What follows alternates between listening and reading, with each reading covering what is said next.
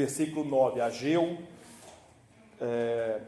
capítulo 1, do verso 5 até o capítulo 2, verso 9.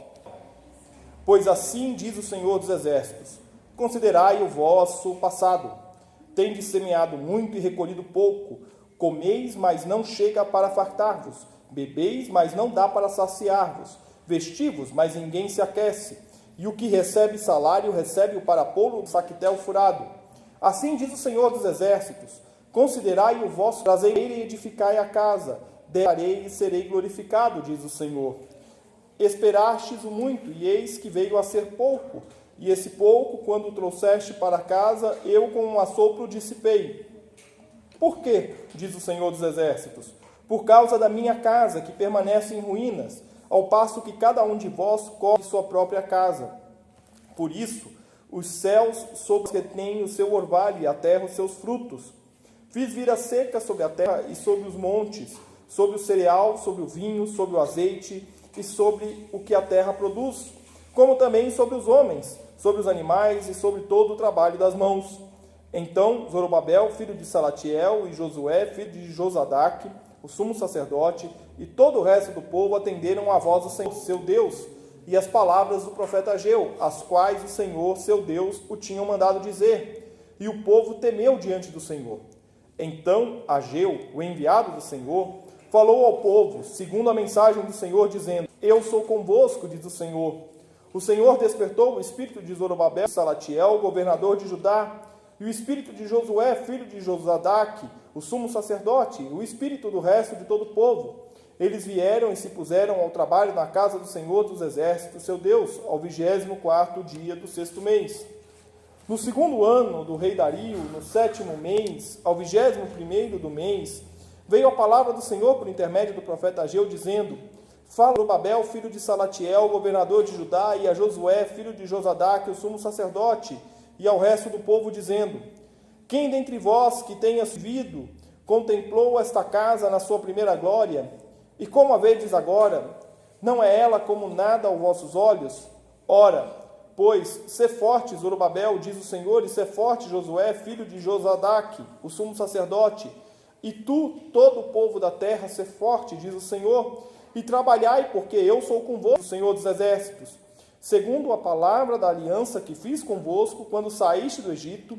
O meu espírito habita no meio de vós, não temais, pois assim diz o Senhor dos Exércitos: ainda uma vez, dentro em pouco, farei abalar o céu, a terra, o mar e a terra seca.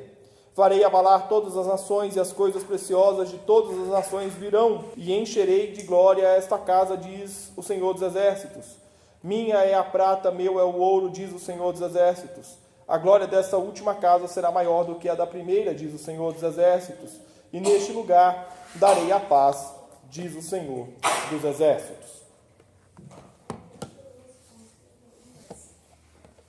Livro do profeta Ageu, datado de 520 a.C., é um apelo ao povo para a reconstrução do templo.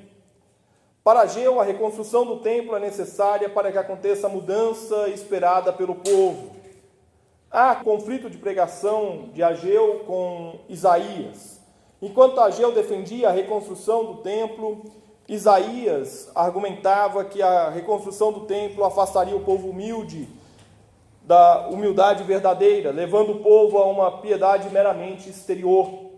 Seja qual for a interpretação que nós assumamos aqui, Ageu aponta para a necessidade de se reerguer o templo como elemento unificador da sociedade e para que se cumpra a glória do Senhor. A mensagem de Ageu é dirigida aos antigos judeus que haviam permanecido no país e aos que retornavam do exílio. A grosso modo, nós podemos dividir a pregação de Ageu em 4 temas. O primeiro, a convocação para a reconstrução do templo, o trecho que nós lemos, com controvérsias e exortações, com promessas. O segundo, o abalo do mundo e a peregrinação dos povos para Sião, no capítulo 2, o verso 6 a 9. Ainda no capítulo 2, o verso 10 a 14, nós temos a mensagem ao povo impuro, a reconstrução por parte do sacerdote do que é e não é impuro. E por fim, a expectativa messiânica, no final do capítulo.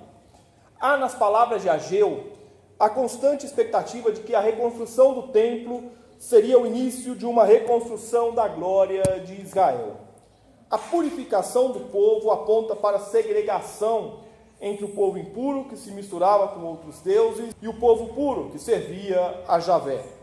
Alguns comentaristas chegam a afirmar que a referência a este povo é a marca da divisão do que seriam os samaritanos e os judeus nos tempos de Jesus. Os samaritanos, considerados impuros, que se rendiam a outros deuses, não poderiam ter essa glória do templo, segundo as palavras de Ageu.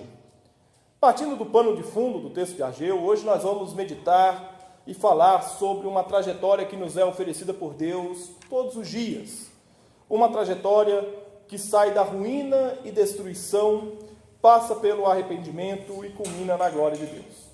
Nós vamos caminhar pelo texto que lemos do profeta Ageu e reconhecer que sem o arrependimento e o reconhecimento dos nossos erros, nada. E para isso é preciso reconhecer a razão da nossa ruína. Considerai o vosso passado, diz o profeta. Com essa sentença, Ageu aponta para a necessidade do povo de reconhecer os seus atos equivocados.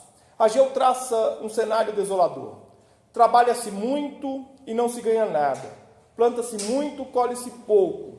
Tudo ganha, entra num saquitel furado. É o bolso sem fundo, né? O bolso está rasgado. Você coloca o dinheiro ali, coloca o ganho ali no bolso e ele não para, ele vai embora.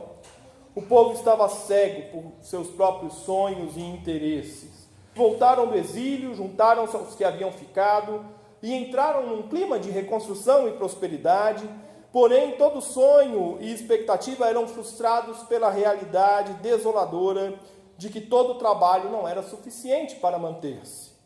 Por quê? Porque não haviam reconhecido que a reconstrução de que mais necessitavam não era a reconstrução de suas casas, mas sim de suas vidas. Nós vivemos tempos em que pessoas estão escravas dos seus próprios desejos e sonhos. Comeis, mas não chega para fartar-vos, bebei, mas não dá para saciar-vos, vestir-vos, ninguém se aquece, e o que recebe o salário, recebe-o para pô-lo num saquitel furado. Tudo é nada. Querem as roupas à moda, os carros do momento, as tecnologias mais modernas. No entanto, tudo que correm atrás se desmancha como papel na água. É como um bolso furado, nada do que precisa e nada do que não precisa. Tudo se vai porque não há propósito definido a não ser os próprios desejos. Não há erro algum em se desejar e sonhar. No entanto, o erro está em transformar o sonho e o desejo na razão de ser das nossas vidas. Quem vive em razão de qualquer outra coisa que não Deus, não encontrará satisfação para a sua alma. Quanto mais quiser ter, mais ainda insatisfeito. O povo trabalhava exaustivamente e não conseguiam ter nada, porque só enxergavam a ruína natural do seu tempo. Não conseguiam ver que as suas próprias vidas estavam em ruínas. Só há uma maneira de reconhecer a verdadeira ruína de nossas vidas. Considerai o vosso passado. Olhe para a sua vida e veja se há a necessidade do arrependimento.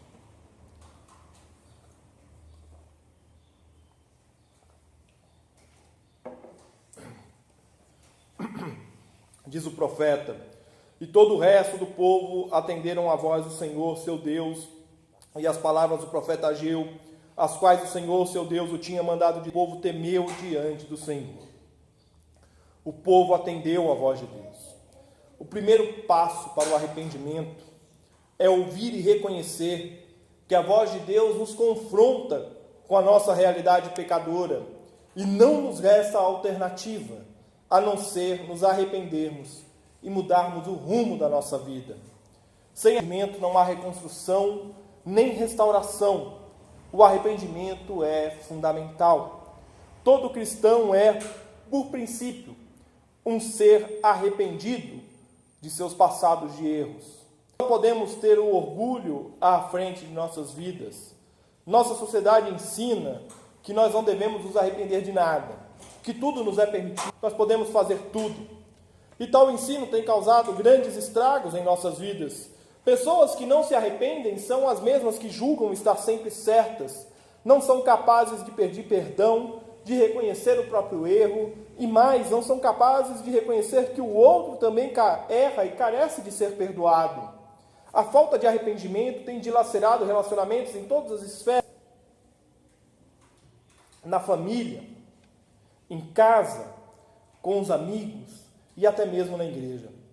Arrepender-se é o primeiro passo para permitir que Deus tome conta de nossas vidas. Quanto mais eu confesso o meu pecado, mais eu me aproximo da vontade de Deus. Quanto mais eu me arrependo do meu pecado, mais eu permito que o Espírito Santo transforme a minha vida.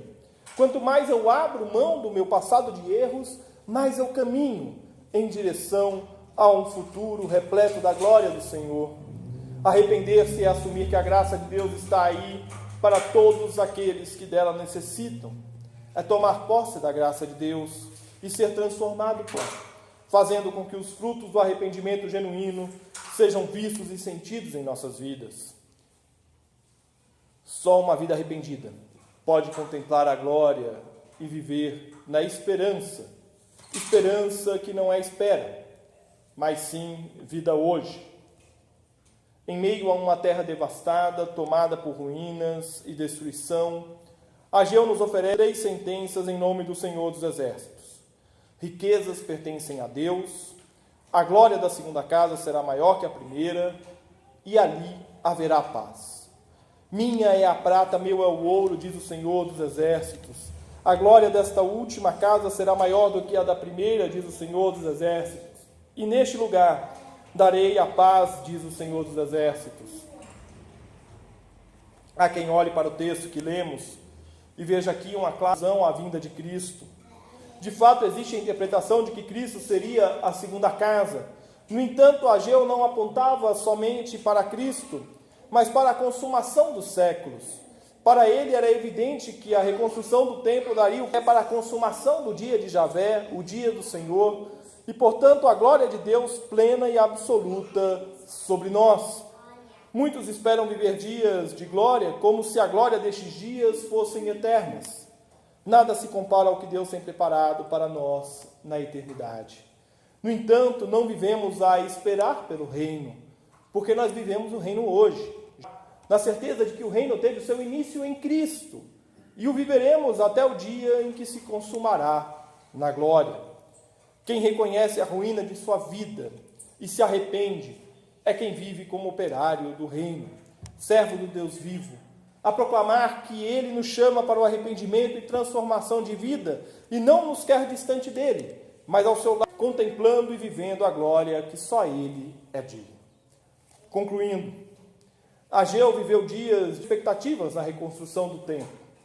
Para tal, seu chamado foi para que o povo compreendesse que o reerguer o templo era uma ordem de Deus e que tal empreitada traria o início de uma nova etapa para o povo que retornava do exílio e se reunia com os que haviam ficado em Israel e Judá. O apelo era para o arrependimento e o foco era a vontade de Deus. Hoje não é diferente. Embora nós não necessitemos reconstruir templos para que contemplemos a glória de Deus, Ele nos convida a reconstruir as nossas vidas, para que contemplemos o milagre e a glória dEle em nos restaurar os relacionamentos e nossas ruínas pessoais. Se você tem corrido e nada tem alcançado, se sua vida é uma rotina de ruínas e de sabores, mude o foco. Olhe para Deus e converta a sua vida para a honra e glória dEle. Trilhe o caminho do arrependimento e permita que Deus seja a razão da sua vida. A glória da segunda casa será maior que a primeira, à medida que permitirmos que Deus seja o Senhor da nossa casa e Ele cumpra a vontade dEle em nós e não vivamos a correr atrás de nossas próprias vontades, sonhos e desejos. E neste lugar darei a paz, diz o Senhor dos Exércitos. Não é a promessa de riqueza, nem de glórias e reconhecimentos neste mundo, mas é a promessa de que aqueles que têm a presença do Senhor dos Exércitos, nele encontrarão o Shalom, a paz de Deus, a paz que não pode ser adquirida nem conquistada, mas que é derramada sobre todo aquele que reconhece que somente Deus é digno de glória, honra e louvor. Shalom. Que a paz de Deus habite em nós. Que Deus nos abençoe.